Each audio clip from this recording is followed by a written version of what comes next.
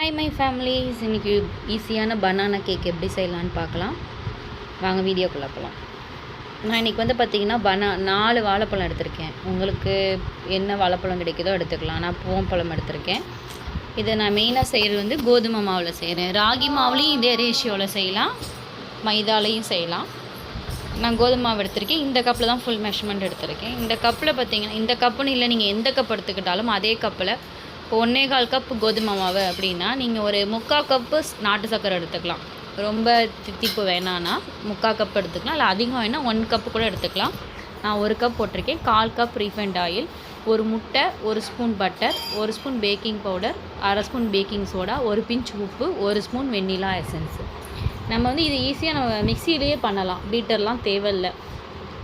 கொஞ்சோண்டு பட்டர் எடுத்து போட்டுக்கோங்க. அந்த 1 ஸ்பூன் பட்டரை, ஒரு முட்டையை உடச்சி ஊற்றிக்கோங்க. அப்புறம் நான் எடுத்து வச்ச நாட்டு சர்க்கரையை ஆட் பண்ணிக்கலாம். நீங்கள் நார்மல் சுகர் கூட ஆட் பண்ணிக்கலாம், இதே ரேஷியோவில் ஆட் பண்ணிக்கலாம். 4 வாழைப்பழத்தை ஸ்மாஷ் பண்ண வேணாம், இதிலே நீங்கள் போட்டுக்கலாம். கொஞ்சமாக எண்ணெய் ஊற்றிக்கிறேன். இந்த எண்ணெயே போதுமானது. இதை நல்லா மிக்சியில் போட்டு கிரைண்ட் பண்ணி எடுத்துக்கோங்க.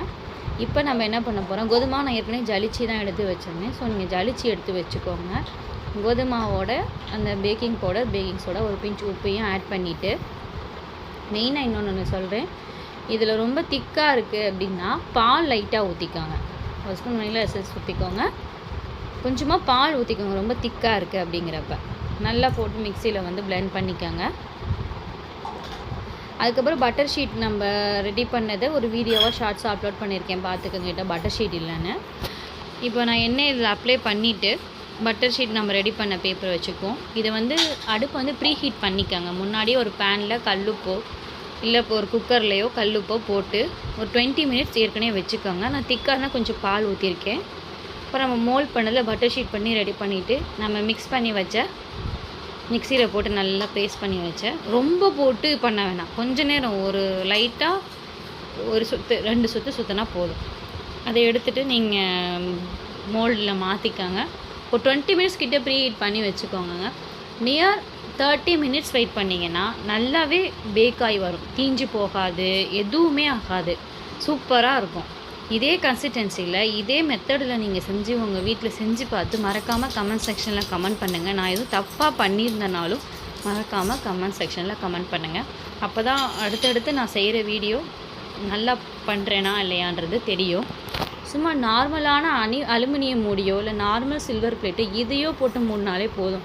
நம்மக்கிட்ட இருக்கிறத வச்சு செஞ்சாலே போதும். இதுக்காக ஒன்று தேடணும்லாம் கிடையாது. நம்ம குத்தி பார்க்குறப்ப ஒட்டாமல் வந்துச்சுன்னா நல்லா பேக் ஆகிருக்குன்னு அர்த்தம். நல்லா சாஃப்டாக வந்துருந்துச்சு. நீங்கள் மறக்காமல் ட்ரை பண்ணி பார்த்துட்டு மறக்காமல் கமெண்ட் செக்ஷனில் கமெண்ட் பண்ணுங்கள். உங்கள் வீடியோ பிடிச்சிருந்தால் லைக் பண்ணுங்கள், ஷேர் பண்ணுங்கள், சப்ஸ்கிரைப் பண்ணுங்கள். தேங்க்ஸ் ஃபார் வாட்சிங். இது எப்படி இருக்குதுன்னு பாருங்கள் நீங்களே. இப்போ நான் ஓப்பன் பண்ணுறப்பே பாருங்கள், நம்ம செஞ்ச பட்டர் ஷீட்டில் எதுவுமே ஒட்டாது. நல்லா நார்மல் பட்டர் ஷீட் எப்படி வருமோ அதே மாதிரியே தான் இந்த ஷீட் வந்தது. நல்ல சாஃப்ட் டெக்ஸ்சருங்க, நல்லா சாஃப்டாக இருந்தது.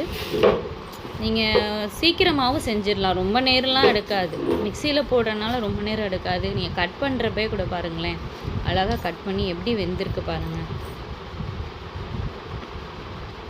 வீட்டில் நீங்கள் பெரியவங்களுக்கு கூட கொடுக்கலாம். அவங்களுக்கு இன்னும் ஒரு 1/2 கப்பாக கூட குறைச்சி கொடுக்கலாம். ரொம்ப சுகர் வேணான்னா 1/2 கப் கூட போட்டு கொடுக்கலாம். அது கோதுமை மாவில் பண்ணியிருக்கேன். நெக்ஸ்ட் வீடியோவில் பார்ப்போம்.